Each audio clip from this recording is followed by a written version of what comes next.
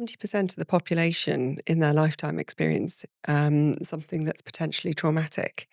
Um, but a very small proportion of people, maybe around 5, 6% of people actually go on to develop PTSD as we recognize it.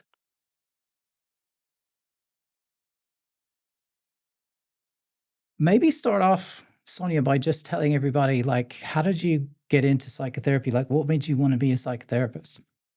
Yeah, it all came about 20 years ago. I was working in the Welsh Valleys, actually, working as a youth worker, and realised more and more that I'd like to be able to work with people very specifically to help them to cope with the difficulties that they're experiencing in their life and to be able to overcome that. So I started training, and one thing led to another. And then I was training in London at Goldsmiths and the Institute of Psychiatry, and then found myself working in the Priory.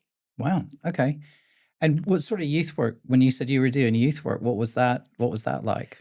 Yeah, it was lots of mainly working. Started off working with people experiencing disabilities, inclusive projects across the valleys, and then moved on to youth participation, and then moved. That was sort of more county level, and when I moved to South East, worked for a while in Windsor and Maidenhead and youth participation there as well. So involving children basically in decision making, policy making, as well as decisions as to where they wanted resources. And were you always caring? Did you always have that? Like, is that what, when Yeah, you were a little girl, is that what you wanted to do? Or did you have, I was always told when I was a little girl I was nosy. right? And I've now reframed that in the true CVT style to be curious. Curious. And I've always been very, very curious about people, people's lives, and what makes them tick. And I'm in a very privileged position, quite humbling to be allowed little windows into, or quite large windows sometimes, into people's lives, which is, yeah, suits me very well. Yeah, that's funny actually, considering that I'm doing more and more of these shows now. And Yeah. I don't consider myself, I've never considered myself, this is going to sound terrible and we're going to get into it straight Mm. away. And I'm rubbing my head because I know what's coming. This is not a therapy session. And we've said very clearly before that you and I, like, you're not going to be my therapist. I want you to be my friend. Um, but I think for a long time, I was very sort of, when I was younger, I was very self absorbed and didn't really care about anyone else at all. But only later in life have I actually become a lot more curious, particularly about other people. And I think through doing podcasting, starting off, with my boring AI business kind of show, I really enjoyed talking to all kinds of different people and to kind of dig into what they thought and that kind of thing. So I can totally see, how that could be interesting, and it's been fun for me to do the same. And then obviously as, Life by Misadventure, I'm really starting to dig in more into people's stories and kind of what's happened to them. So yeah, I totally get that.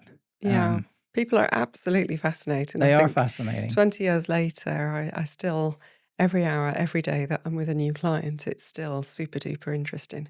Never ever get bored. Yeah.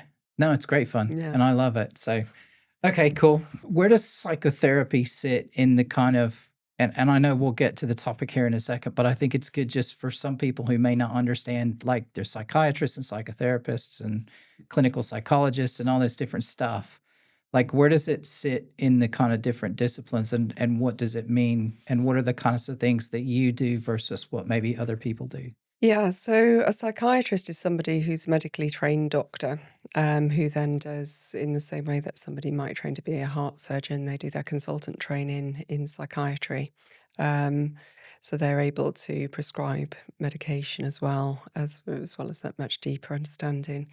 Um, Counselors do a different type of training, different type of regulation that comes with that.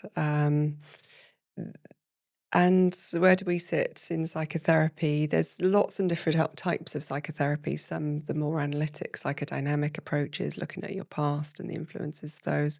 I'm trained as a cognitive behaviour therapist, first and foremost, and clinical psychologist again, sort of somebody who's done or counselling psychologist who's got a first degree in psychology and then does a clinical training in clinical psychology, research-based usually. So where do I sit then with cognitive behaviour therapy? I think is people always forget that our founding fathers, Albert Ellis and Aaron Beck, were psychiatrists, and they were analytic psychiatrists in America.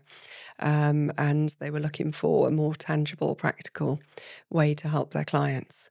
And that's where the birth of CBT came along back in around 1979 with Aaron Beck's work on treatment for depression.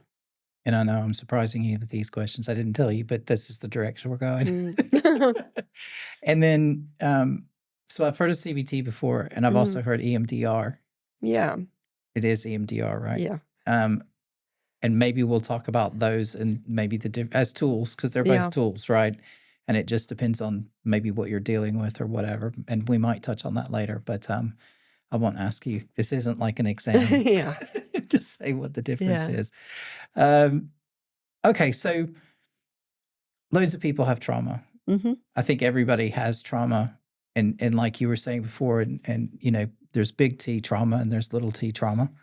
And all of us have little t trauma, I would think, you know, and some people have big T trauma and maybe some don't. Or I don't know, is that right? Or does everybody have something in their life? Because big T trauma can be different for everybody, right? It's just, does that depend on who you are? Or is there like a definition around that? There are definitions around it, but it's really the little T traumas can be just the difficult things happen in life. But it's what we do with that makes the difference inside us. And that's where the real difference comes in. There can be, people can feel trauma from all sorts of different things, tiny micro traumas that wake up in the morning, there's no coffee, right the way through the spectrum to actually really extremely damaging, destructive, maybe usually prolonged things that happen that disrupts the functioning of the brain, and the brain gets stuck with that trauma. And, you know, big T trauma firmly sits within that. So the really big things that happen that damage people, that usually very unexpected, that totally threaten that person in some way or another, whether it's that sense of self and who they think they are and who they are, their safety. It's those bigger things.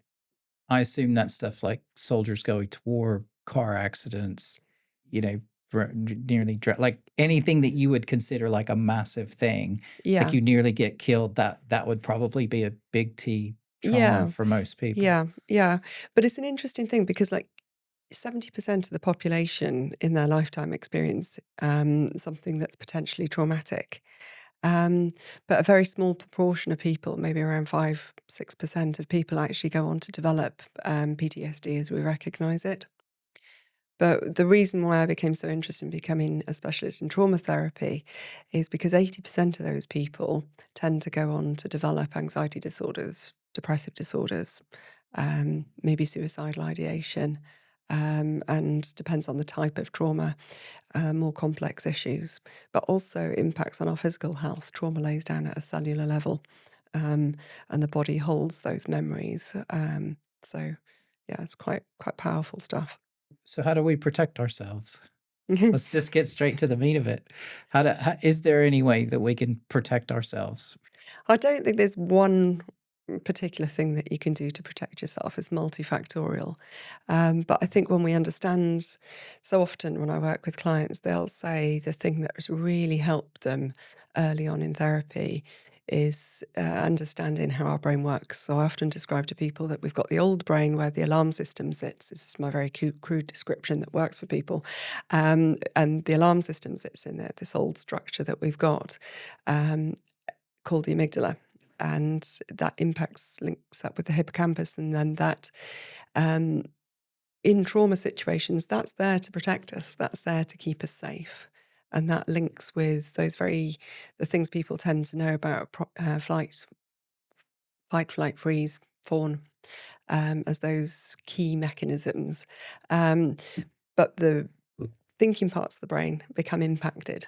The functioning of the brain, decision-making, memory, being able to problem solve, language, all of those things can start to shut down, and depends on the type of trauma, how severe and profound that trauma is, as to how the brain shuts down in those circumstances.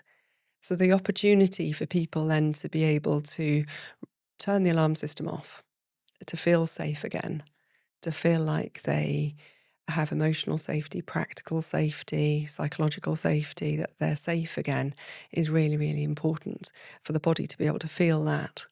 And then for them to be able to have the opportunity to be able to process that trauma, to be able to talk about it, to be able to, if it was a road traffic accident, for example, to be able to gather all the information that goes with that so that they know what actually happened. So it wasn't hours and hours in the car, how long it actually was, and, what actually happened, the information that they might not have been able to access at that time. And so that we can help the fear find its place. So the task then becomes, after safety, and we've got lots of different ways of creating that safety in therapy if people come into therapy. But then it's being able to say, okay, how do we then update the brain? So we've got lots of techniques that we use. EMDR's one, imagery, trauma-focused CBT, really helps people then to be able to update the brain to say, I'm safe, I've got this. What other information do I need to add to this memory? So it's not like a big linen cupboard that's messy.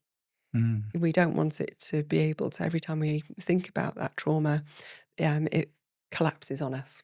We want to be able to say, okay, I can open the doors. I know it's there. I can see it. I can look at it. I can take it out. I can explore it if I need to, but it doesn't overwhelm me. And then I can put it away again afterwards. I just put it in a box and put it in the corner. Yeah. But then if you do that without processing it and keeping it nice and neat as a jack in a box, and that's not good either. Yeah, but just never touch the box again, and it's fine. Yeah, Stack other boxes on top of it. It's there anyway. It's fine. It just you put it in the corner and just leave it there. And for some people that works fine. Or not. Yeah. Until all the boxes fall over. Yeah. Yeah. Boxes of life. Interesting. So is that what's really at the base of it then, is the feeling of safety? Is that what it all kind of ultimately comes back to, really, is that whatever this thing was causes you to feel unsafe? There's a few different themes. So safety is one. I think it's quite a big one. Clients report to me, that's quite a big one. Powerlessness, power, that power dynamic. I didn't have any power in this situation. Control, I didn't have any control. That often then triggers that. Perception of extreme danger to myself, or even witnessing extreme danger or death to somebody else. That can be very, very difficult and trigger trauma. There's a series of themes there. So it's the way that you're able to overcome that is to be able to really explore that in detail and allow the brain to have the messages that it needs, or to understand the whole story, the entirety of the story. So we create maybe a chronological order, a narrative, so that it's part of your story, not just stuffed into a box over there. Yeah, it's interesting that you say that, because, and we were talking again, just sitting over there before we got started, that one of the things that I've noticed when talking to people, because I talk about the show to everybody, right? Because I'm always looking for more interesting people to talk to. So I have to talk about it. And then everybody goes, oh, I know somebody who, blah, blah, blah. And I talk to people all the time and they say, oh, nothing interesting's ever happened to me. They're like, oh, I like the idea. The show sounds cool. Might be interesting to listen to. And then they go, but nothing's ever happened to me. I've not had any misadventures.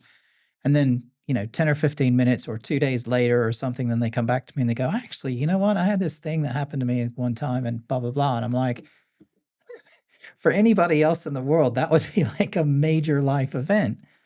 But to them, it's just some other like Alan. I'll talk about some people that have been on the show. So my friend Alan, who's had 3 heart attacks, like he doesn't even think about it as even, like, it doesn't factor into his day-to-day thinking. anymore. And it's just like, oh yeah, I've got this thing and I could die.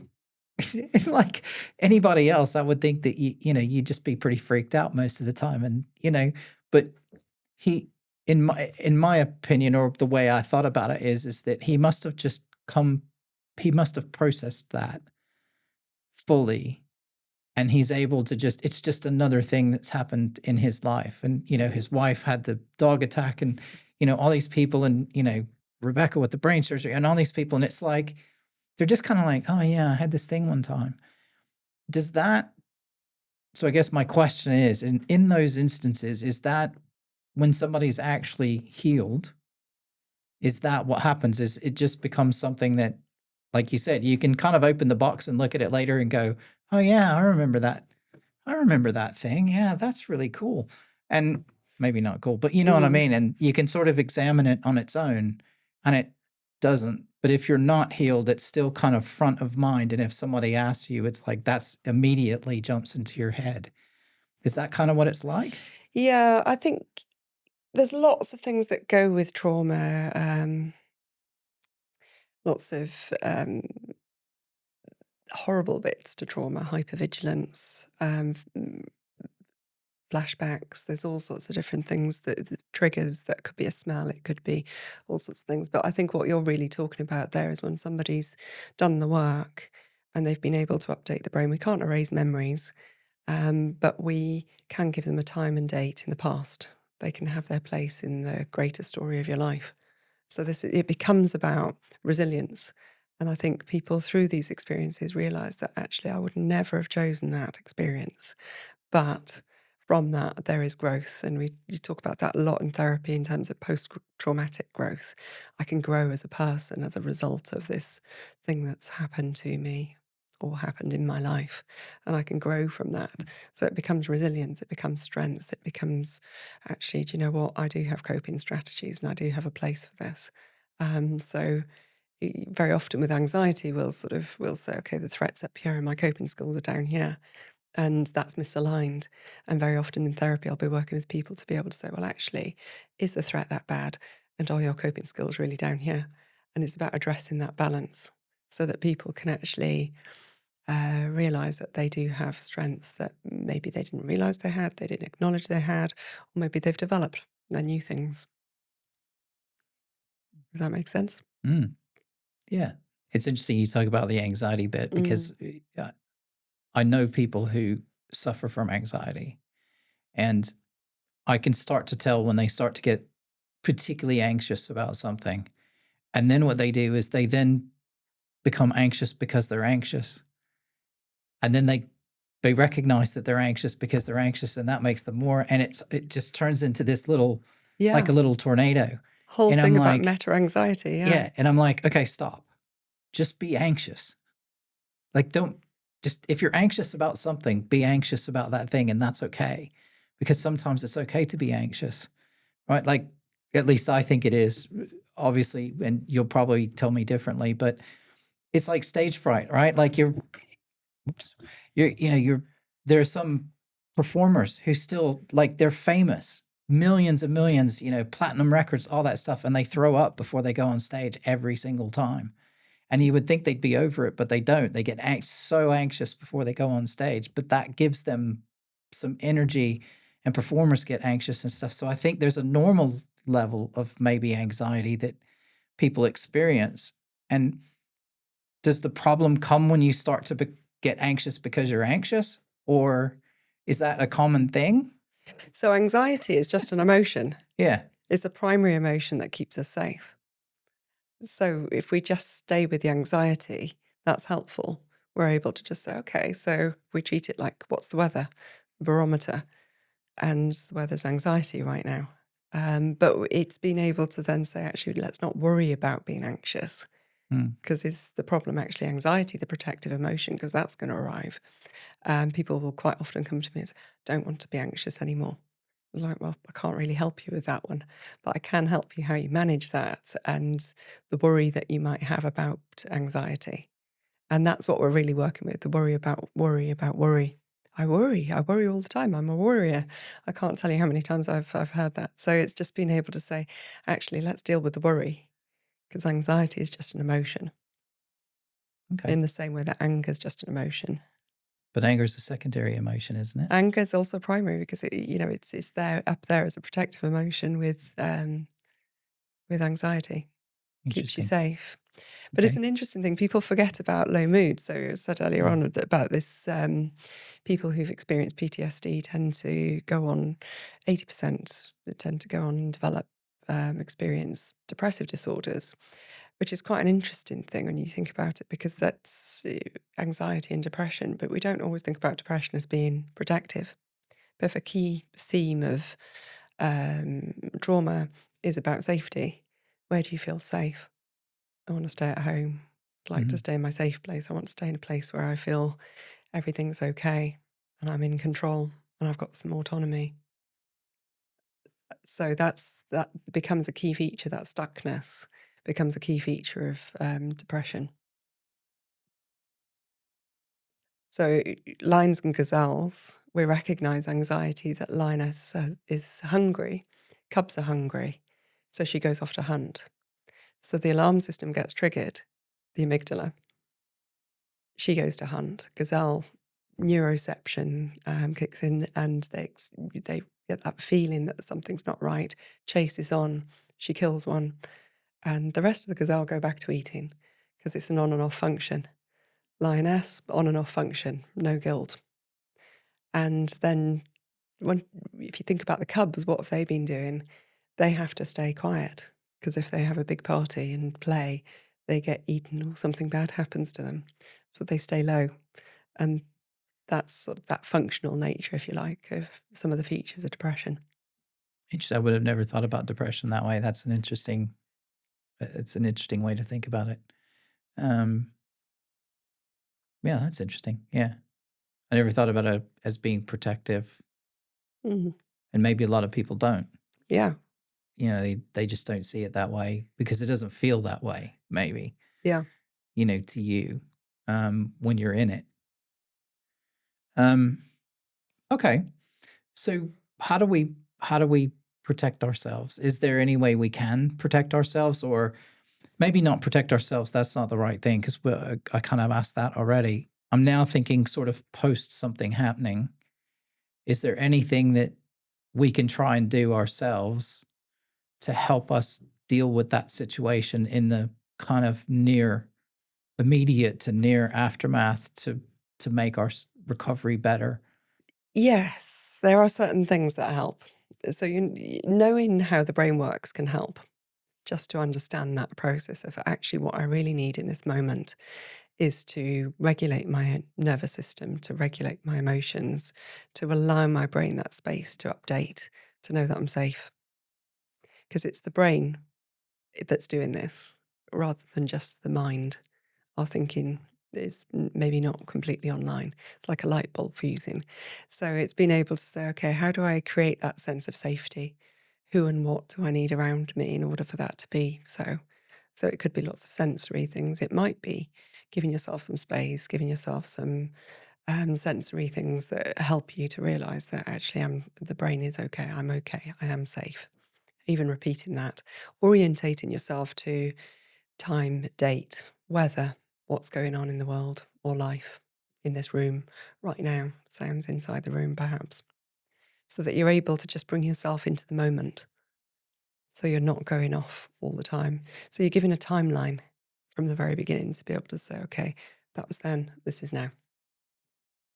And right now I know that I'm safe. And that takes some time. But it's also being able to have the space with somebody that you really trust, that you can just talk about it. And that might feel a bit repetitive and a bit disjointed. And for that person listening, it's just about being with. It's not about fixing. It's not about doing anything, but just being present to it. That's going to be my next question in a minute. Is as Yeah. the maybe the a friend of or a partner of or whatever of someone, when something traumatic Mm. happens, what should we do? But that's a different question. Um, so I assume it's different for everybody, Hmm. right? So it's not a one size fits all. It's you've got to kind of try and figure it out. But what I took from what you said is talk about it, like actually verbalize it out loud? Because I'm assuming that staying in your own head probably isn't the best place. Do you need to actually say it out loud to let it? This is how I feel. I feel like when stuff like that happens or whatever, I need to just say it out loud, which is great. I have a motorcycle. I'm in my helmet all the time. I can talk to myself. No one knows. Brilliant.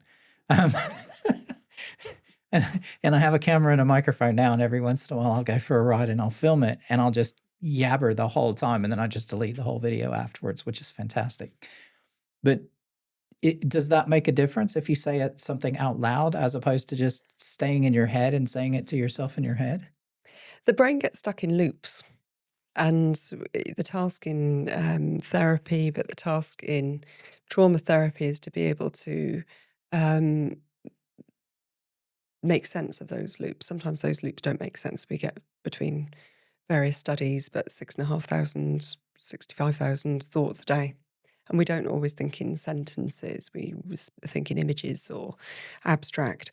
So it's been able to sort of, the tasks to be able to treat trauma is to be able to have a chronological order, time, date, and it's also then to be able to support people to have that narrative, that understanding of what's happened. So it's in the early stages, it takes maybe a number of weeks, maybe 3-4 months before a psychiatrist would offer a diagnosis of PTSD. But it's about allowing the brain just to update, to have that space to be able to say, okay, right, the weather's different, those grounding, those anchoring things that people can notice, that safety that's around them. And talking, it's different for everybody. Depends on the type of trauma. It might not be always appropriate to speak to your loved one about it, but having somebody that you can talk to about what's happened, it can really be very helpful. But it depends on the person. But sometimes it might be just record what's in my mind and just put it there. Don't listen to it again unless I need to. Yeah, that's a good point. So, because I'm thinking, some people have people to talk to and other people won't, right? And if you have someone that you can talk to or a friend group or whatever, you're lucky. I think a lot of people don't feel that they don't. And there's, again, going back to my conversation that I just had with Greg, which was quite interesting. So just to fill you in, Greg's a friend of mine, lives in LA. The world basically, during COVID, he wasn't happy in his job. He was a bit stressed out. Then COVID hit, started to get and I'm summarizing this, and he'll probably get in the comments afterwards and go, that's not what it was. But I think the whole sense of existential kind of dread and everything, just, everybody was fighting, and some people are like, oh, no vaccines. And these people are like, no, you have to vaccinate. And it was just a lot of stuff going on, and it just all got on top of him. And so, he started having suicidal thoughts and stuff like that. And he had a really good friend who was able to, to kind of help him out. And he was talking about that, and now I've lost my train of thought. I got sidetracked. Oh no. Yeah, I don't remember what road I was going down. I think I was going to go down the road of, we talked a little bit about the fact that sometimes you just want to talk to someone. And his point was, sometimes you just need to say to somebody, hey, I just want to tell you something. I just want you to listen. I don't need you to do anything. I don't need you to take on my burden, anything like that. It's just, I need someone to talk to. Can you just listen? And that's it, and some people have that and some people don't. Yeah. And it's also, I think, somebody to be witness or be present with you if you're going through something you can't fix. This, the things I've listened to with people and continue to listen to, and always will hopefully be in the position where I'm able to do this work with people, because it's humbling every single time. It's being able to realise that sometimes we can't fix it. We can't make it okay. Sometimes really, really awful things do happen in people's lives, and it's not okay. And it's therefore in trauma we talk a lot about it's okay to be not okay. And this is a normal reaction for an abnormal event. It's something I try and do with myself, which is, and I've learned only late in my life, actually. And if I had learned this 40 years ago, it would have been really helpful. Um, is, is, and I think you and I have talked about this before, is I like to let myself feel something. Like if I have an emotion or I'm feeling anxious or I'm feeling depressed or whatever, I actually just allow myself to feel the feeling. Because for me, it seems like if I just fight it, it just stays around. And it's like it just won't go away because it doesn't feel like it got its time, if you know what I mean. That's kind of how I think Mm. about it. So if I start feeling down or whatever, I'm like, okay, I'm not feeling up for it today. I'm feeling depressed. I'm feeling anxious. I'm feeling whatever it is. Like sometimes I get, sort of massive feelings of imposter syndrome and stuff. And I'm like, why am I doing all this stuff? I have no reason to do any of this. Why am I doing this stuff? Mm. And it just gets on top of me. And then I go, okay, I'm just going to let myself feel that way. I'm not going to try and fight it. In fact, I'm going to lean into it a little bit, explore that. And then, but I give myself a time limit on doing that. So I'm like, okay, if I'm not sort of through this by 48 hours, then I'm going to move myself on.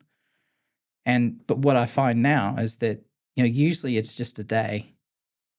And if I just lean into it and just go, okay, I'm feeling a bit shit today. And I just go, and that's okay. I'm going to feel shit today. And I just tell my wife, I'm like, I'm not up for it today. I'm feeling depressed. I'm feeling stressed or whatever it is. I'm like, I don't need anything from you. I just, just let me be. I'm just going to wallow in it for a little bit and I'll be fine tomorrow. And then usually when I wake up and I realize this doesn't work for everybody. Right. And again, you have to find your own way. But I find for me, that's one way that it works when I'm starting to experience those feelings is that I have to let myself be there, if you know what I But mean. that's really interesting because compassion is defined as recognizing that difficulty exists with a desire to end that difficulty. So, but first of all, we do have to recognize that difficulty is present. Mm, And quite often, we just try to push that away, just ignore it. And we keep going, keep going, keep going. But actually, it's being able to say, well, actually, recognizing that exists is a deeply compassionate thing, but it's deeply compassionate with the desire to end that. So it's that question, what's the wisest, kindest thing for me right now? mm. What's the wisest, kindest thing for other people right now? So it's being able to say, actually, what are my needs in this situation? What do I need? Sometimes, you might not need to spend a whole day with it. Sometimes you can just spend a little bit of time with it and then say, well, what are my needs right now? What would be the wisest, kindest thing for me right now? So that you can explore it, you can be present and you can be okay with it. I've just noticed I have a flashing light on our recording and I don't know what that means. A few moments later.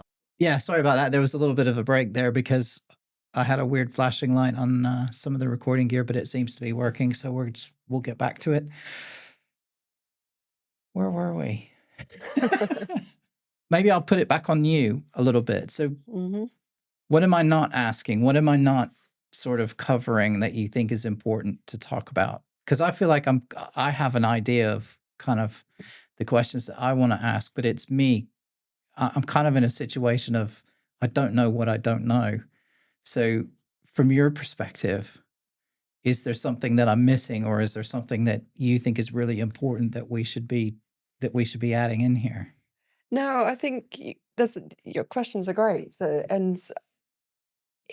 think trauma can often be one of those. I think in mental health, there's always a phrase that people bandy about. And I think it's really important to recognize that there are difficulties in life. They can feel like traumas at the time, they can feel like they're insurmountable at the time. But in the course of our lives, they become smaller if we are only able to process them, give them their time and date, give them a gravity sometimes as well.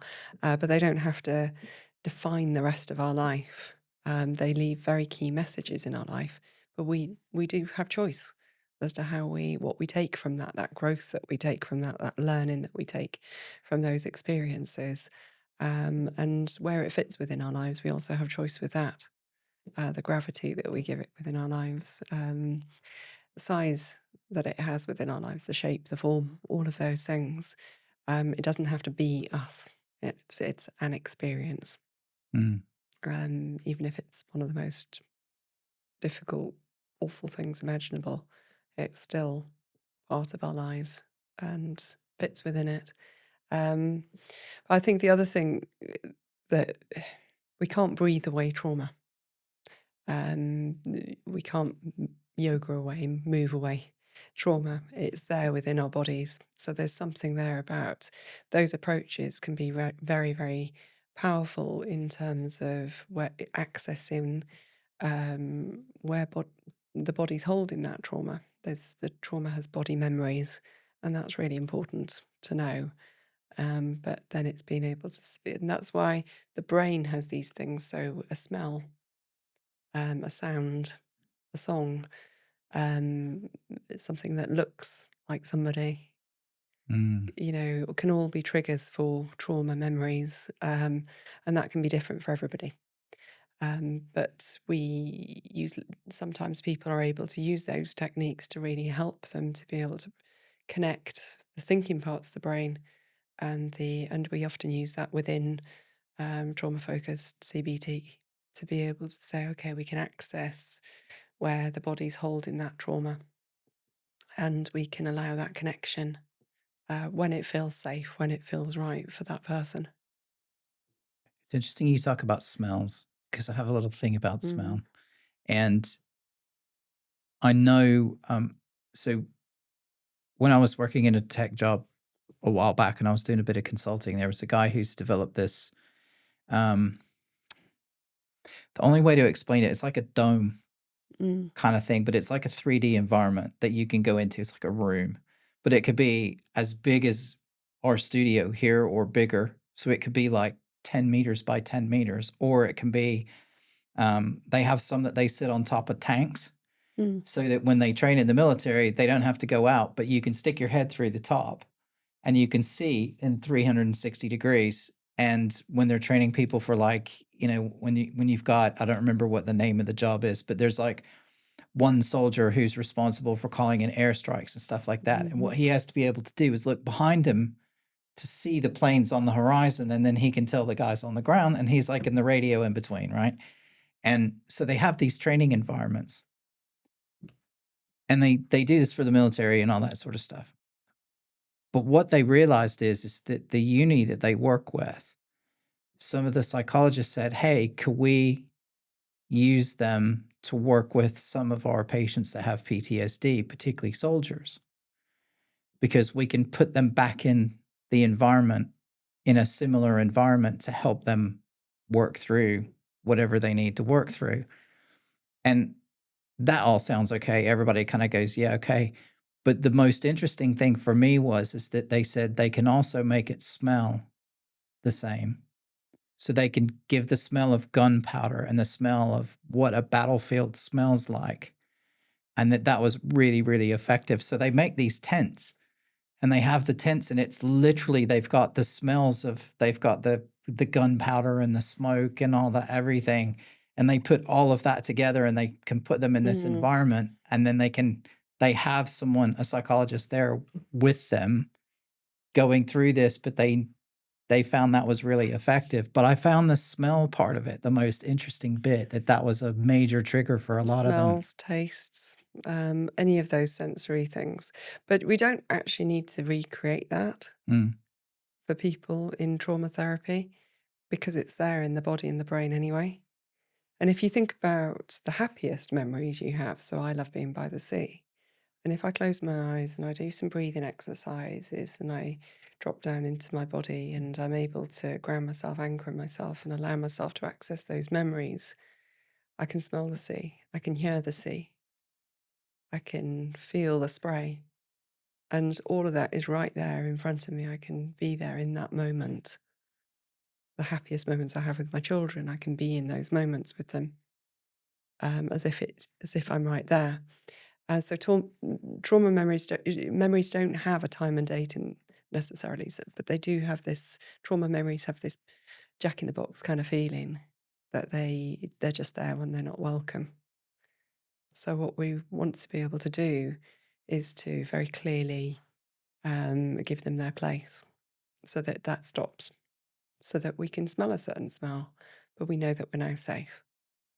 So when you talk about giving a time and place, um, do you literally mean like almost after the event, you can say to yourself, okay, yesterday this thing happened to me. Last week this thing happened, and consciously like making yourself aware that this was days ago. 4 days ago, I was in an accident. A week ago, I was in an accident. 2 weeks ago, I was in an Yeah. accident, and repeating it. Is that what you mean? Sometimes, yeah. So what I have done with clients at various points, so say it's a road accident, we can actually revisit the place and notice what's different. And maybe there's lessons that have been learnt about that location, and things have changed about that location. And the weather's different, the traffic's different. It's not the same exact moment. So by doing that, you're actually updating the brain. But some people will say, no, Sonia, I don't need to go to that place to be able to do that. So that's where imagery, which is an incredibly powerful technique, and I'm always blown away quite how powerful that is with people, that people will do this work with me, come back and say, my goodness, I feel like my brain has literally just been reprogrammed. It's just the intensity of it has come out. I still remember it, but the intensity, the fear elements have shifted through the work that we've done. Is this all just a really fancy way of saying if you fall off the horse, you got to get back on again? No, it's definitely not that. No. It feels kind of the same.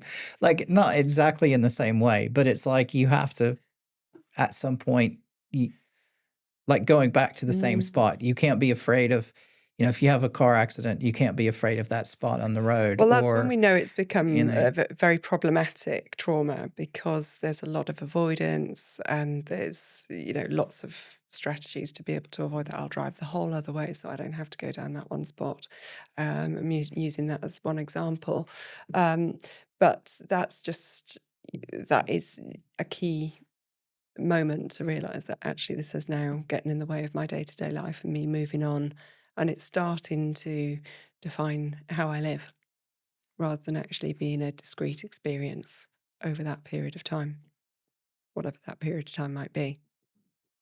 So, but you can't it's not just jump back on the horse, because sometimes really, really, really difficult things happen in people's lives, and that's just I get the distinction. It's got to be done very, very, yeah, very carefully.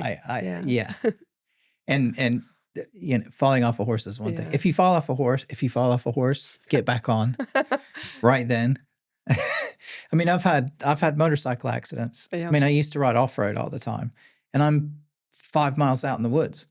And if I have an accident, I can't be afraid to get back on the bike, because I'll never get out. Like, I have to get on the bike and keep going. I've been hit on the road. Like, I didn't have an opportunity to be afraid of riding again. I had stuff to do. I had to get to work.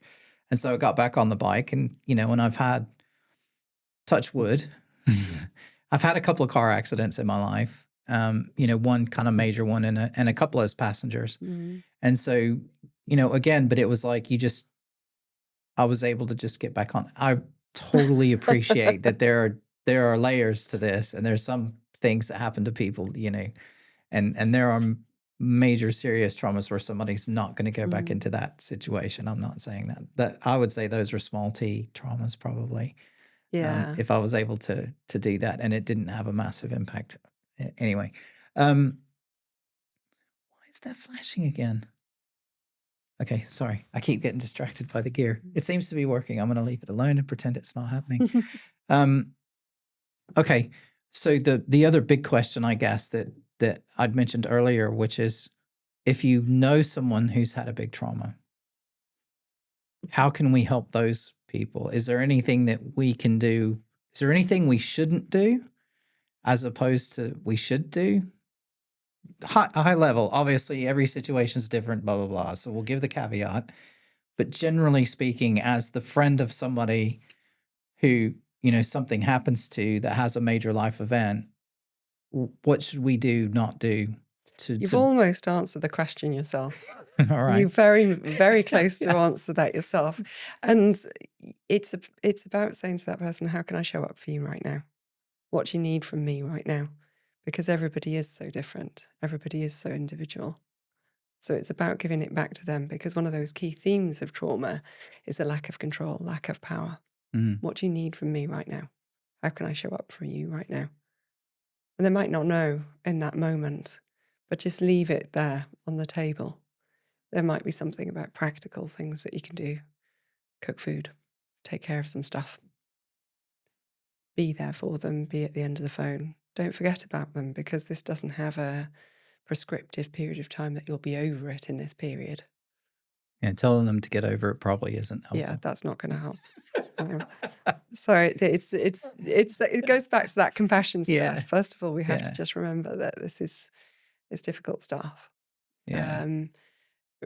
There's something about knowing that you're not going mad. This is a normal response for an abnormal event. And so often people say, I just think I'm losing my mind. I just totally feel like I'm losing my mind.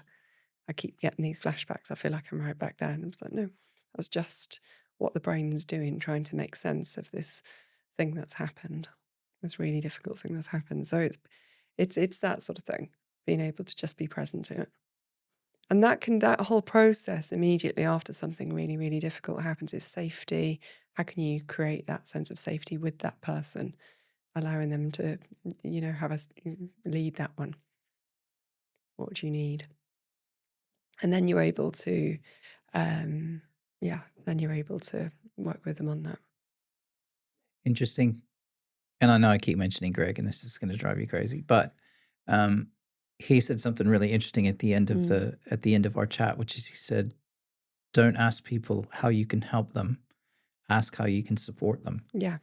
Because people don't like to be helped, but they don't mind to be. It's just that little word. Yeah. But it has a lot of times it has a big meaning, and it's like a lot of people they feel they have some connection to help, and it's not they feel like then they're putting you out or that you need help, and it creates something as opposed to just saying, and I noticed you were doing it, and all the things that you said, you never said help. No. You said all sorts of different ways of saying it. How can I show up for you? How can I, just don't use the word help. And I thought that was really interesting. I think the reason I keep mentioning is that it's literally before you got here, I was editing that episode. So I'm really, listening to it again. But yeah. And I thought that was really, really interesting. Just a little, kind of comment that was an offhand comment by him. But I thought, yeah. And I just, again, noticed it when you were doing that. So yeah, because it's the helplessness that fits within trauma, that lack of control, that lack of power happening to me, feelings. I like show up. Yeah. How can I show up for you? Yeah. That's a good way to say it. How can I show up for you? What do you need from me? Support is kind of close to help. Yeah. But showing up, that's a little bit different. I want to be here for you. I care for you. Yeah. I love you. I'm your friend. I'm your partner, whatever. Yeah. But just, how can I be here for you right now? What do you need from me? Yeah. I like that. Yeah. And that's it's just a nice place to start. And sometimes, the person genuinely might literally have no idea, but just being present to that. I don't know. I don't know how I'm going to get through this. I don't know how I'm going to find the strength to get through this. I don't know. I just don't know. But what I find and blows my mind every single client I work with is people step up and they find a way to get through. And it's absolutely incredible and totally humbling to be present to that process and that journey that somebody goes on with it, that they find strength from a source they didn't even realize they had.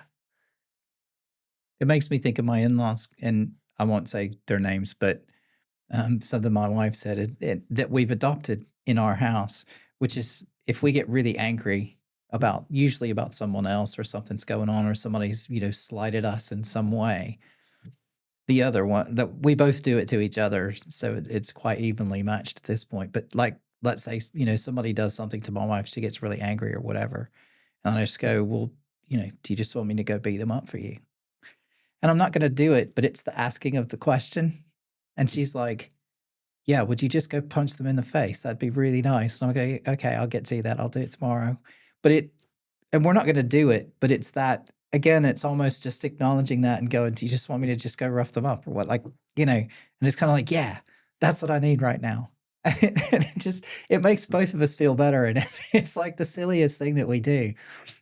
But we picked that up from her sister and her husband. And it's like, it's just kind of the silliest thing, but it seems to really work. But it's about protection. Yeah. So it is, I'm not advocating that at all, but it's No, just that real sense of, what you need. It's like, I want to feel safe again. I want to feel protected again. I want to know that things are okay. But there's some things that happen to people in the world that it's never going to be okay again. It's life-changing. Mm. It's a game changer. And that's that sort of post-traumatic growth at the end of it, to be able to say, actually, this has changed me. This has altered my value base and how I make sense of the world and how I make sense of the people in the world. So it's remembering that bit. But with the lighter traumas, humour is really important, to have a sense of humour with it, to have a sense of, because it becomes very, very serious very quickly otherwise. So to be able to, if you can bring humour into it while not losing the essence of what's happened then and what you need. So what have we missed? Have we missed anything? Probably quite a lot. But yeah, it's a big topic. So if it happens to you, talk about it.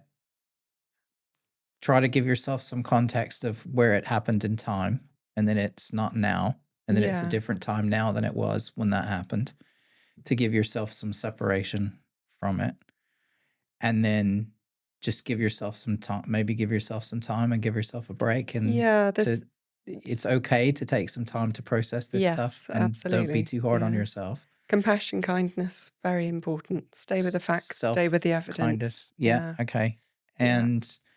And then as a supporter, it's asking how you can show up for them, not how you can help them, but how you can support them to get through it. And if they just need their space, then you need to give them their space. But you can sometimes be in that space with them too. Yeah. But just not fixing. Yeah. Exactly. Yeah. Just tea making or whatever's needed. Unless they ask you to go punch them in the face, and then go punch them in the face. No, I'm not. We're not advocating punching anyone in the face, although sometimes people need it. Okay, awesome. Well, that was cool.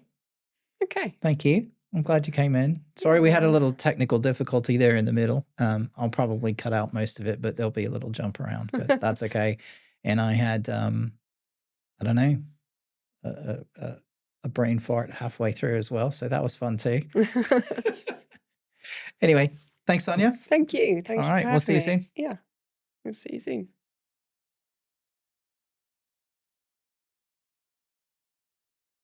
Well, if you need me to redo any bits, there's so much there that I could talk about, honestly, about. I think for me, that is the essence of it. I wish people could realise this alarm system on the brain gets switched on, impacts on the thinking part of the brain. Task of therapy then is to fix that and to help them to regulate that. That's where breathing comes in, that's where movement, that's where bodily stuff comes in. And that's the message I just want to get out to people, but we've got to do that very carefully, because you can't just dive in there because you don't quite know what's going to come out. And yeah, time and time again, I've worked with clients and they want to rush ahead, super intelligent people, very successful. And they're like, okay, so you give them, how do we do this? You give them the treatment a little bit. And then the next thing you know, they're sort of diving in there and you're like, no, we're not doing the updating work yet because we need to do this grounding bit first.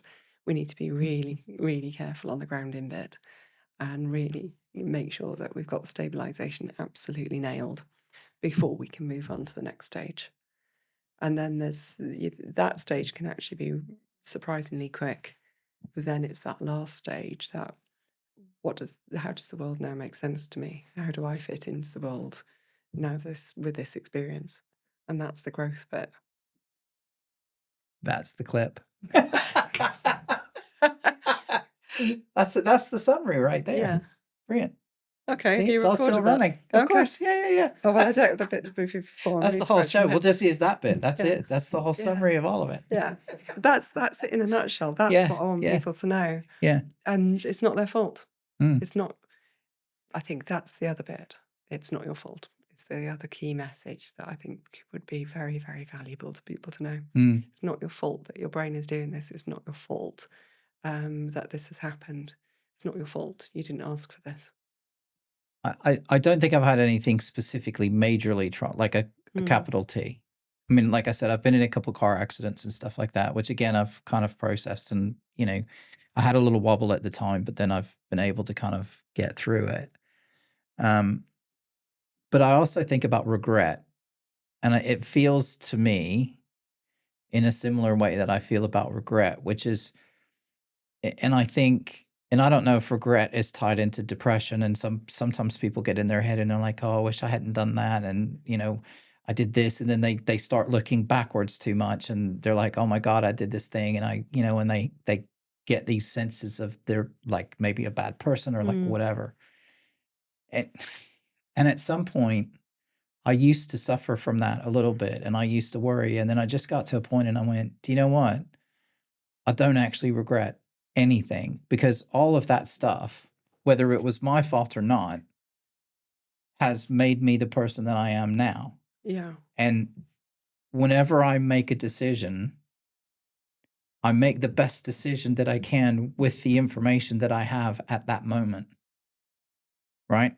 In 5 minutes, I might have more information that then says maybe that wasn't such a great decision to make, but I didn't have that at the time. So I didn't have that data to be able to make the decision that I made.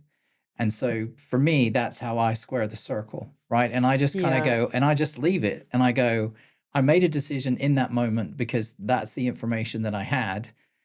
And yes, okay, with hindsight, that's changed because I now have more data. But I can't continue to beat myself up over that because the situation's different. And that's why I'm jumping up and down here, because that's where you enter into guilt and shame. Guilt, shame, regret. And that all sits within there. And then that takes you into this vortex that becomes depression, and down you go. Because you're ruminating and you get stuck in all these loops. The brain gets stuck in loops on your behalf. But you're stuck in these loops. And I don't think about rumination and these sorts of thoughts just as sort of loops of the brain. When clients describe it, it literally feels like a vortex, and it just sucks. The closer you get to it, it literally just sucks you down and into it. And it's that vortex that I'm always super keen to keep clients away from. So the earlier you can recognize those loops of the brain, that rumination, which rumination tends to be usually largely about the past. It's about just being able to say, I recognize that for what it is. The lessons that I've learned from that, it's made me who I am, and now I can move forwards. Yeah. Whereas anxiety is about the future. Yeah. What if, what Yeah. if, what if? Yeah. Yeah. Anxiety's always you're worried about what's happening next. Yeah. And that, again, where meditation, I mean, I started going to the Buddhist meditation in Chiswick. So there's a Buddhist monastery, it's just like a house, but it's a little Buddhist monastery by the station. And I used to go, and that was really, really good for me to sort of calm myself and to stop doing that and just to, shut my brain down and to be quiet in my own head. And and a little bit about my background personally, but we moved around quite a lot, and when I was young, and so I never had friends I don't know anybody that knew me when I was a kid before the age of like 14. Literally, there's not a single person that knew me that I don't have any friends like that, and I never did. And because we moved so much, like stuff was always getting broken or it was getting lost or like furniture was changing. Like even that little stuff that a lot of people take for granted, you always had the same bed, you always had the same dresser, mine were always different. And so I was always losing stuff or it was getting broken, like whatever. So I had zero attachment to anything when I was younger. People, things, anything. Stuff would come in and out of my life. Like I didn't care. People could come in and out of my life. I just didn't get attached. Like, and I just didn't allow myself because I had grown up in that way. And as I got a little bit older, sort of in my younger midlife, I was really angry kind of with my mom about that because I felt like she fucked me up because I just don't have attachment. Like I could literally just walk away and I'd be fine. I could still do, I probably couldn't do it today, maybe with my wife that I have now and the family that I have now and where I am. I think I've settled a little bit from there. I would probably feel it a little bit, but I could still walk away relatively unscathed. And I always saw that as a major weakness, like I was fucked up and weird because of it. But doing the meditation and everything and kind of listening and learning a bit about Buddhism and being able to let things go and not be attached and not have that attachment to stuff, I actually worked out that that's probably a superpower. In If some ways, anything. yeah, potentially. So But I don't also, get potentially, it's a sort of that other thing that we haven't spoken about with trauma of dissociation. But it's been able to sort of it's not so this quote things it's not things that disturb us, it's the view that we take of those things, and that's Epictetus 2,000 years ago. Yeah. You know, and it's not things that disturb us, it's the view that we take of those things, and I just think that's very powerful. But that's what the meditations you can take from those to be able to say, actually, it's being attached to something that's causing me the pain. But that's a whole different podcast, I think. It is, yeah. But that's the whole hot Yeah. coal thing, right? It's Yeah. like, don't hold on to the hot coal because it's Yeah. only burning you. Yeah. Yeah. But that was really good for me, and that was quite transformative for me just as a person and kind of going through that because it changed the way I viewed. But I didn't change. if you hold on to this bottle, Yeah. I can hold on to this for a minute and it's okay. If I held on to this bottle for 45 minutes, my shoulder's going to be aching. Yeah. If I held on to this bottle for 24 hours, I'm going to be really very uncomfortable. If I then hold on to this bottle for, I don't know, a week, it's going to be... So the task is to be able to put it down. Exactly. And then to be able to know it's there. And you can look back at it, you can have it. But, you're not holding on to it and it's not causing you pain and discomfort. Which, again, is for me personally, I think that's where my detachment comes in handy. Yeah.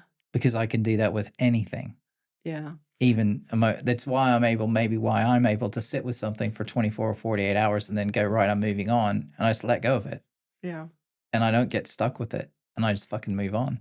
And it's like, but it's also, I think it's why I don't know where I got to the point where I'm just like, I started to realize that I need to just sit with something for a little bit and just let it be okay for me to feel whatever I'm feeling and acknowledge that I'm feeling something and then move on. But that's a whole different thing about men and emotions and I think all that stuff, because we were sort of, certainly in the time that I was raised, like men didn't have emotions and we weren't really allowed to be anything other than angry or happy. Like that was it. We had two emotions, angry and happy, maybe sad if someone died, like your mom.